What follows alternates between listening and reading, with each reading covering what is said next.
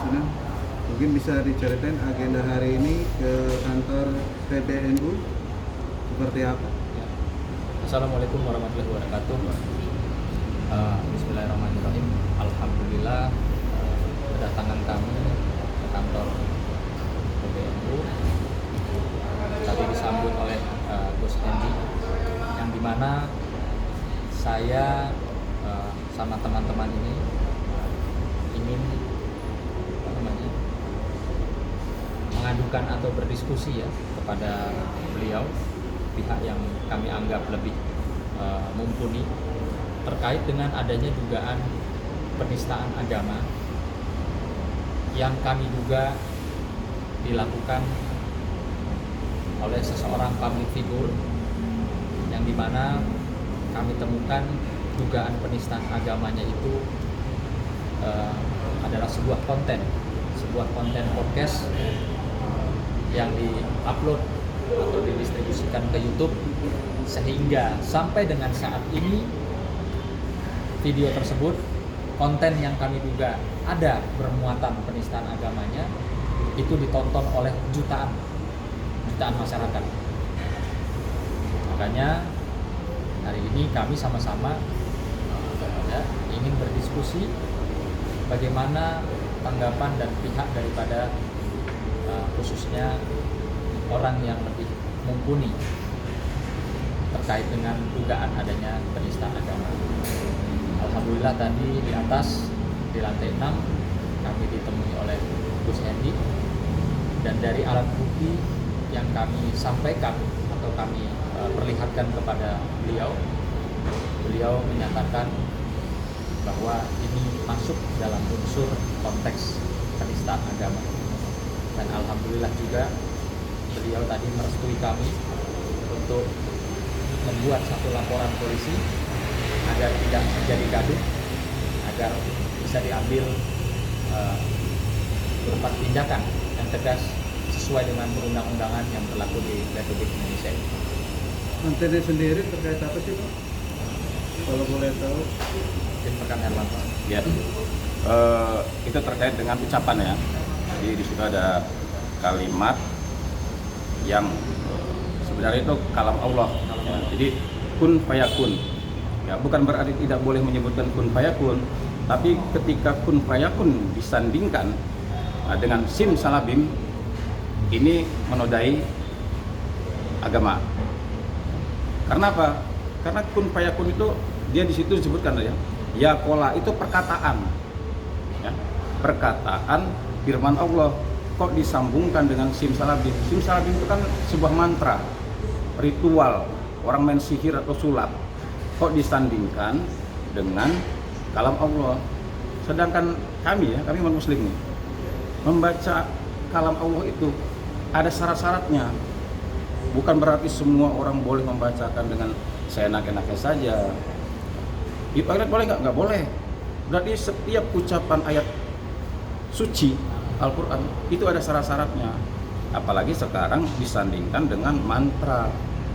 Dan juga kami sangat sangat menyesalkan sekali ya. Seharusnya di podcast itu bisa diedit. Sebelum di share harusnya diedit. Kalau seandainya sudah terkait nuansa dengan berbau agama, ya idealnya pemilik podcast minta petunjuk atau saran apakah boleh atau tidak. Ini justru malah makan ada tawa canda di situ, kan ada tawa canda, seolah-olah justru dijadikan guyonan. Yang mengatakan itu sudah menganggap ini suatu guyonan, pemilik juga merespon, tertawa, bahkan diupload lagi, jutaan orang yang menonton. Nah ini jadi menurut kami bahwa hal-hal seperti ini harus kami laporkan agar apa? Mencegah agar masyarakat yang lain juga paham bahwa jangan sekali-sekali ya mempermainkan ayat-ayat suci, Terutama kalam Allah. Terutama kalam Allah. Ya, bisa dibilang di sini ada yang merasa dirugikan gitu, terutama umat Islam sendiri, apa seperti apa, Bang? Bagaimana? Yang merasa dirugikan seperti apa nih, Bang? Iya, Terutama pasti kan di situ jelas ya. Kun fayakun itu adalah kalam Allah yang kita bisa lihat di surat Yasin. yang dimana orang mau mengatakan hal tersebut aja itu juga kan ada syarat-syaratnya, misalnya dengan terlebih dahulu wudu ya, terus lalu juga membaca surat yasin dari awal sampai akhir. Ini kenapa tiba-tiba ya seorang narasumber dari podcast tersebut pakai dengan kata depan kocak, bim salabim, kun fayakun, ingin jadi Tuhan. Nah, ini hal yang betul-betul buat kami tentunya umat muslim sangat mencederai. Dan kami juga sangat sayangkan tidak hanya narasumber tapi sang moderator atau pemilik podcast tersebut ya juga ikut tertawa dan tidak mengediting. Sekali lagi podcast itu bukan live ya, bukan secara langsung yang artinya bisa diediting. Tapi kenapa justru konten tersebut bisa tersebar dilihat oleh jutaan masyarakat di YouTube atau di akun podcastnya public figure yang akan kami laporkan segera. Oke Bang Sunan, reaksi dari PBU sendiri seperti apa Bang ketika Abang melakukan pengaduan ini? Tadi beliau tadi menyampaikan astagfirullahaladzim bahwa ini sudah masuk unsur penistaan agama, yang dimana alhamdulillah beliau merestui untuk kami membuat laporan polisi agar supaya tidak diulangi oleh yang kami laporkan atau diikuti oleh masyarakat lainnya, bahwa ada firman-firman ya kalam Allah yang tidak boleh disandingkan atau disetarakan dengan ucapan manusia ya, yang tidak boleh dijadikan lelucon, yang tidak boleh dijadikan sesuatu bahan yang bermuatan tidak edukasi. Sehingga kami juga tadi bersyukur bahwa dengan keterbatasan ilmu kami ya, ilmu agama kami, beliau tadi memberikan kami pencerahan atau masukan-masukan yang akhirnya kami juga ikut paham bahwa hal tersebut adalah hal yang tidak pantas, tidak patut dipertontonkan. Bang Sunan, mewakili dari masyarakat manakah atau warga mana hingga akhirnya mendatangi kantor pengurus PBNU di kawasan? Iya, yang pasti kami dari himpunan advokat muda, pada khususnya teman-teman advokat muda yang berhijrah ya, melihat ada konten ya yang konteksnya kami duga penistaan agama ini, tentunya ya kami bergerak mewakili kami pribadi selaku umat muslim, dan mungkin kami akan mewakili umat muslim khususnya bahwa ini ada dugaan penistaan agama loh.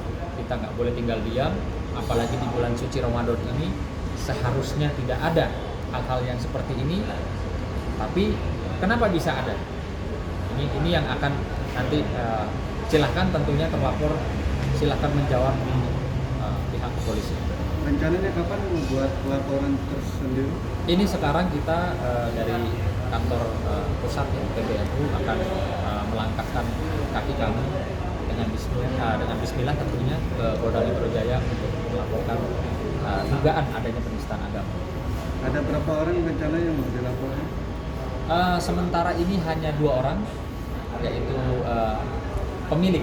pemilik podcast yang menyebarluaskan di YouTube konten tersebut, konten yang bermuatan kami duga adalah penistaan agama, dan narasumber yang menyatakan bahwa kocak, bim salabin kun fayakun, mau jadi Tuhan.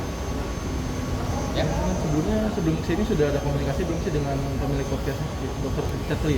Saya rasa nggak perlu ada komunikasi ya, karena beliau kan juga saya anggap orang cerdas ya, orang pintar. Harusnya beliau juga peka bahwa ini di bulan suci Ramadan ya, ini berkaitan dengan kalam Allah, buat kami adalah Tuhan kami, yang dimana kalam Allah ini tidak boleh disandingkan dengan perkataan manusia.